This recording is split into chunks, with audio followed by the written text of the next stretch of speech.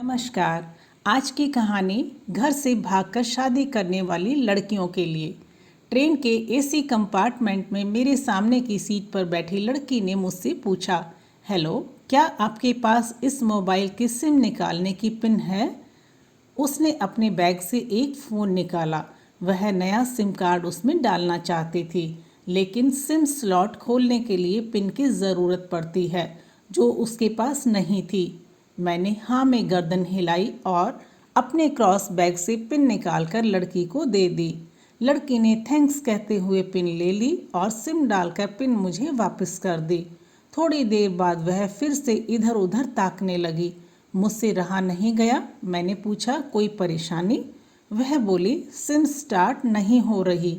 मैंने मोबाइल मांगा तो उसने दे दिया। मैंने उससे कहा कि सिम अभी एक्टिवेट नहीं हुई है, थोड़ी देर में हो जाएगी।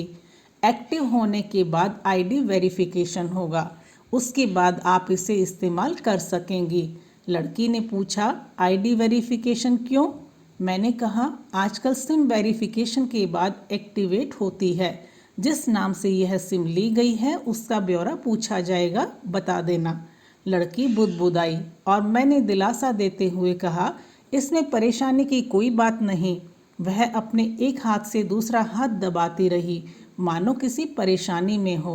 मैंने फिर विनम्रता से पूछा, आपको कहीं कॉल करना हो तो मेरा मोबाइल इस्तेमाल कर लीजिए। लड़की ने कहा, जी फिलहाल नहीं, थैंक्स। लेकिन यह सिम किस नाम से खरीदी गई है मुझे नहीं पता। मैंने कहा, एक बार एक्टिव होने दीजिए, जिसके ने आपको सिम दी है उसी के नाम की ही होगी। उसने कहा, ओके, कोशिश करते हैं। मैंने पूछा, आपका स्टेशन कहाँ है? लड़की ने कहा, दिल्ली। और आप? लड़की ने मुझसे पूछा। मैंने कहा, दिल्ली में ही जा रहा हूँ, एक दिन का काम है। आप दिल्ली में रहती हैं या? लड़की बोली, नहीं नहीं, दिल्ली में कोई काम नहीं है, ना ही मेरा घर है वहाँ। तो? मैंने उत्सुकतावश पूछा। वह बोली, दरअसल यह दूसरी ट्रेन है जिसमें आज मैं हूँ और दिल्ली से तीसरी गाड़ी पकड़नी है, फिर हमेशा के लिए आज़ाद। लेकिन किस तरह की कैद से? मुझे फिर जिज्ञासा हुई। किस कैद में थी यह कमसिन अल्हड़ सी लड़की? लड़की बोली, उसी कैद में थी जिसमें हर लड़की होती है, जहाँ घर वाले कहें शादी कर लो, जब जैसा कहें वैसा करो। मैं घर से भाग चुकी हूँ।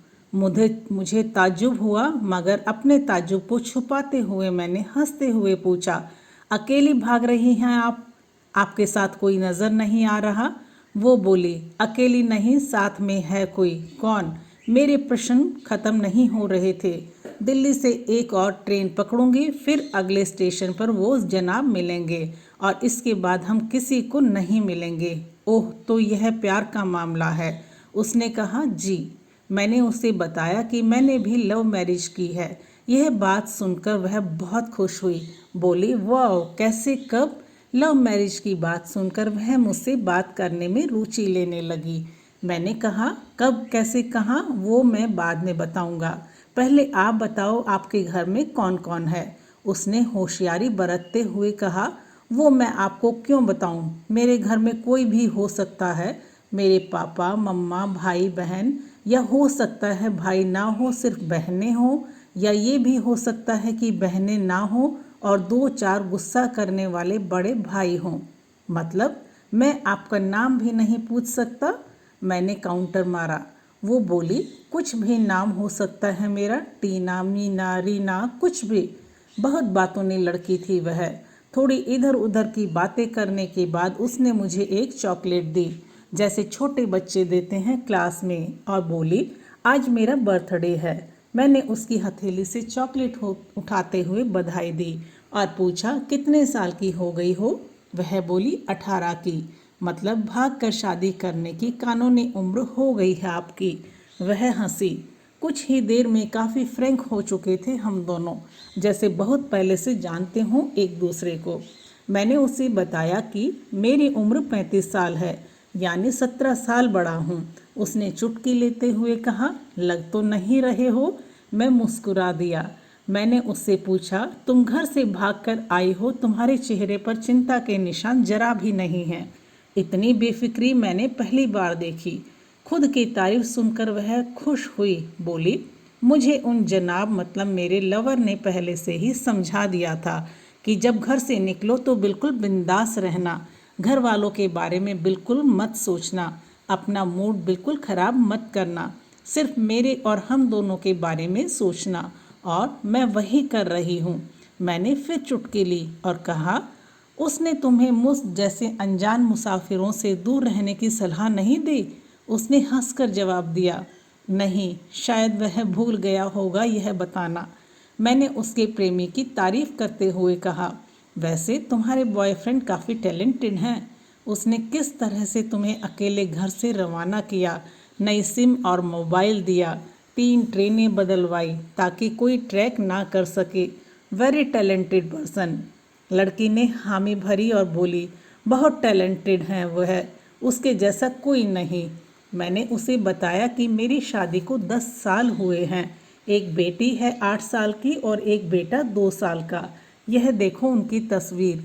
मेरे फ़ोन पर बच्चों की तस्वीर देखकर उसके मुंह से निकल गया, सो क्यूट। मैंने उसे बताया कि जब मेरी बेटी पैदा हुई तब मैं कुवैत में था, एक पेट्रो कंपनी में बहुत अच्छी जॉब थी मेरी, बहुत अच्छी सैलरी थी। फिर कुछ महीनों बाद मैंने वह जॉब छोड़ दी और अपने ही शहर में काम करने लगा। लड़की ने पूछा, जॉब क्यों छोड़ी? मैंने कहा, बेटी को पहली बार गोद में उठाया तो ऐसा लगा जैसे मेरी दुनिया मेरे हाथों में है। 30 दिन की छुट्टी लेकर घर आया था, वापस जाना था लेकिन जा नहीं सका। इधर बच्ची का बचपन खर्च होता रहे, उधर मैं पूरी दुनिया को कमा लूं, तब भी घाटे का सौदा है। मेरी 2 टके की नौकरी, बचपन उसका लाखों का। उसने पूछा, क्या बीवी बच्चों को साथ नहीं ले जा सकते थे वहाँ? मैंने कहा, काफ़ी टेक्निकल मामलों से गुजर कर एक लंबे समय के बाद रख सकते हैं। उस वक्त यह मुमकिन नहीं था। मुझे दोनों में से एक को चुनना था, आलीशान रहन सहन के साथ नौकरी या परिवार। मैंने परिवार को चुना, अपनी बेटी को बड़ा होते देखने के लिए। मैं कुवैत वापस गया था लेकिन अपना इस्तीफा देकर लौट आया। लड़की ने कहा, वेरी इम्प्रेसिव। मैं मुस्कुरा कर खिड़की की तरफ देखने लगा तो लड़की ने पूछा, अच्छा आपने तो लव मैरिज की थी ना, फिर आप भागकर कहाँ गए, कैसे रहे और कैसे गुजारा वक्त? उसके हर सवाल और हर बात में मुझे महसूस हो रहा था कि यह लड़की लड़कपन के शिखर पर है, बिल्कुल नासमझ और मासूम छोटी बहन सी। मैंने उसे बताया कि हमने भागकर शादी नहीं की और यह भी है कि उसके पापा ने मुझे पहली नज़र में सख्ती से रिजेक्ट कर दिया था। उन्होंने आपको रिजेक्ट क्यों किया? लड़की ने पूछा। मैंने कहा, रिजेक्ट करने का कुछ भी कारण हो सकता है, मेरी जाति, मेरा काम, घर परिवार। बिल्कुल सही। लड़की ने सहमति दर्ज कराई और आगे पूछा, फिर आपने क्या किया? मैंने कहा, मैंने कुछ नहीं किया, उसके पिता ने रिजेक्ट कर दिया। वहीं से मैंने अपने बारे में अलग से सोचना शुरू कर दिया था। खुशी ने मुझे कहा कि भाग चलते हैं। मेरी वाइफ का नाम खुशी है। मैंने 2 टूक मना कर दिया। वह 2 दिन तक लगातार जोर देती रही कि भाग चलते हैं, पर मैं मना करता रहा। मैंने उसे समझाया कि भागने वाले जोड़े में लड़के की इज्जत पर कोई खास फर्क नहीं पड़ता, जबकि लड़की के पूरे कुल की इज्जत चली जाती है। भागने वाला लड़का उसके दोस्तों में हीरो बन जाता है, हीरो माना जाता है, लेकिन इसके विपरीत जो लड़की प्रेमी संग भाग रही है वह उल्टा कहलाती है। मोहल्ले के लड़के उसे चालू कहते हैं। बुराइयों के तमाम शब्दकोश लड़की के लिए इस्तेमाल किए जाते हैं। भागने वाली लड़की आगे चलकर 60 साल की वृद्ध भी हो जाएगी, तब भी जवानी में किए उसके कांड का कलंक उसके माथे पर से नहीं मिटता। मैं मानता हूँ कि लड़का लड़की को तोलने का यह दोहरा मापदंड गलत है, लेकिन हमारे समाज में यह नज़रिया गलत है, मगर सामाजिक नज़रिया यही है। वो अपने नीचे का होठ दांतों तले पीसने लगी। उसने पानी की बोतल का ढक्कन खोलकर एक घूंट पिया। मैंने कहा अगर मैं उस दिन उसे भगा ले जाता तो उसकी माँ तो शायद कई दिनों तक पानी भी ना पी पाती। इसलिए मेरी हिम्मत ना हुई कि ऐसा काम करूं। मैं जिससे प्रेम करूं उसके माँ बाप मेरे माँ बाप के समान ही हैं, चाहे शादी ना हो तो ना हो। कुछ पल के लिए वह सोच में पड़ गई, लेकिन मेरे बारे में और अधिक जानना चाहती थी। उसने पूछा, फिर आपकी शादी कैसे हुई? मैंने बताया कि खुशी की सगाई कहीं और कर दी गई थी। धीरे धीरे सब कुछ नॉर्मल होने लगा था। खुशी और उसके मंगेतर की बातें भी होने लगी थी फ़ोन पर। लेकिन जैसे जैसे शादी नज़दीक आने लगी उन लोगों की डिमांड बढ़ने लगी। डिमांड मतलब? लड़की ने पूछा। डिमांड का एक ही मतलब होता है, दहेज की डिमांड। परिवार में सबको सोने के गहने दो और फिर दूल्हे को लग्जरी कार चाहिए, सास और नंद को नेकलेस दो, वगैरह वगैरह। बोले हमारे यहाँ रीत है। लड़का भी इस रीत की अदायगी का पक्षधर था। वो सगाई मैंने तुड़वा डाली, इसलिए नहीं कि सिर्फ मेरी शादी उससे हो जाए, बल्कि ऐसे लालची लोगों में खुशी कभी खुश नहीं रह सकती थी, ना उसका परिवार। फिर किसी तरह घर वालों को समझा बुझाकर मैं सामने आ गया और हमारी शादी हो गई। यह सब किस्मत की बात थी। लड़की बोली, चलो अच्छा हुआ आप मिल गए। ज़रूरी नहीं कि माता पिता का फैसला हमेशा सही हो, और यह भी ज़रूरी नहीं कि प्रेमी जोड़े की पसंद सही हो। दोनों में से कोई भी गलत या सही हो सकता है। काम की बात यहाँ यह है कि कौन ज़्यादा वफादार है। लड़की ने फिर से पानी का घूंट लिया और मैंने भी। लड़की ने तो तर्क दिया कि हमारा फैसला गलत हो जाए तो कोई बात नहीं, उन्हें ग्लानि नहीं होनी चाहिए। मैंने कहा फैसला ऐसा हो जो दोनों का हो, बच्चों और माता पिता दोनों की सहमति, वो सबसे सही है। बुरा मत मानना, मैं कहना चाहूँगा कि तुम्हारा फैसला तुम दोनों का है, जिसमें तुम्हारे पेरेंट्स शामिल नहीं हैं। ना ही तुम्हें इश्क का असली मतलब पता है अभी। उसने पूछा, क्या है इश्क का सही अर्थ? मैंने कहा तुम इश्क में हो, तुम अपना सब कुछ छोड़कर चली आई, यह सच्चा इश्क है। तुमने दिमाग पर जोर नहीं दिया, यह इश्क है। फ़ायदा नुकसान नहीं सोचा, यह इश्क है। तुम्हारा दिमाग दुनियादारी के फितूर से बिल्कुल खाली था, उसे खाली जगह में इश्क का फितूर भर दिया गया। जिन जनाब ने इश्क को भरा, क्या वो इश्क में नहीं है? यानी तुम जिसके साथ जा रही हो वो इश्क में नहीं है, बल्कि होशियारी हीरोगिरी में है। जो इश्क में होता है वो इतनी प्लानिंग नहीं कर पाता है, 3 ट्रेनें नहीं बदलवा पाता है, उसका दिमाग इतना काम ही नहीं कर पाता है। कोई कहे मैं आशिक हूँ और वह शातिर भी हो, यह नामुमकिन है। मजनू इश्क में पागल हो गया है, लोग पत्थर मारते थे उसे। इश्क में उसकी पहचान तक मिट गई। उसे दुनिया मजनू के नाम से जानती है, जबकि उसका असली नाम कैस था, जो नहीं इस्तेमाल किया जाता। वह शातिर होता तो कैसे मजनू ना बन पाता।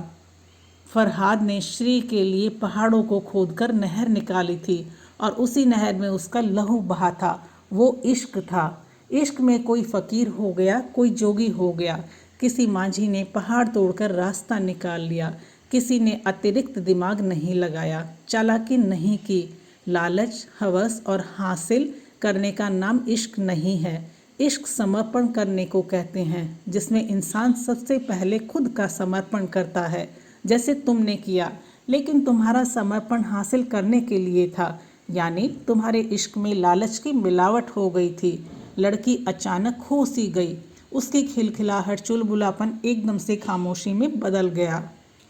मुझे लगा मैं कुछ ज़्यादा बोल गया, फिर भी मैंने जारी रखा। मैंने कहा, प्यार तुम्हारे पापा तुमसे करते हैं। कुछ दिनों बाद उनका वजन आधा हो जाएगा। तुम्हारी माँ कई दिनों तक खाना नहीं खाएगी, ना पानी पिएगी, जबकि आपको अपने आशिक को आजमा कर देख लेना था। ना तो उसकी सेहत पर फर्क पड़ता, ना दिमाग पर। वो अक्लमंद है, अपने लिए अच्छा सोच लेता। आजकल गली मोहल्ले के हर तीसरे लौंडे लपाटे को जो इश्क हो जाता है, वो इश्क नहीं है, वो सिनेमा जैसा कुछ है। एक तरह की स्टंटबाजी, डेयरिंग, अलग कुछ करने का फितूर, और कुछ नहीं। लड़की के चेहरे का रंग बदल गया। ऐसा लग रहा था वो अब यहाँ नहीं है। उसका दिमाग किसी अतीत में टहलने निकल गया है। मैं अपने फ़ोन को स्क्रॉल करने लगा। लेकिन मन की इंद्री उसकी तरफ थी। थोड़ी ही देर में उसका और मेरा स्टेशन आ गया। बात कहाँ से निकली थी और कहाँ पहुँच गई। उसके मोबाइल पर मैसेज टोन बजी। देखा सिम एक्टिवेट हो चुकी थी। उसने चुपचाप बैग में से आगे का टिकट निकाला और फाड़ दिया। मुझे कहा एक कॉल करना है। मैंने मोबाइल दिया। उसने नंबर डायल करके कहा सॉरी पापा, और सिसक कर रोने लगी। सामने से पिता भी फ़ोन पर बेटी को संभालने की कोशिश करने लगे। उसने कहा पापा आप बिल्कुल चिंता मत कीजिए, मैं घर आ रही हूँ। दोनों तरफ से भावनाओं का सागर उमड़ पड़ा। हम ट्रेन से उतरे। फिर उसने पिन मांगी। मैंने पिन दी। उसने मोबाइल से सिम निकालकर तोड़ दी और पिन मुझे वापस कर दी। दोस्तों, मेरी यह कहानी देश के सभी लड़कियों को समर्पित है। मेरा यह दावा है कि माता पिता से ज़्यादा तुम्हें दुनिया में कोई प्यार नहीं करता। कहानी पढ़कर शेयर अवश्य कीजिएगा। शायद कोई परिवार, कोई बेटी और उनका भविष्य इससे बच जाए। और कहानी पसंद आई हो तो प्लीज़ लाइक भी कीजिएगा, साथ ही चैनल को सब्सक्राइब भी कीजिएगा। और कहानी देखने के लिए बहुत बहुत धन्यवाद।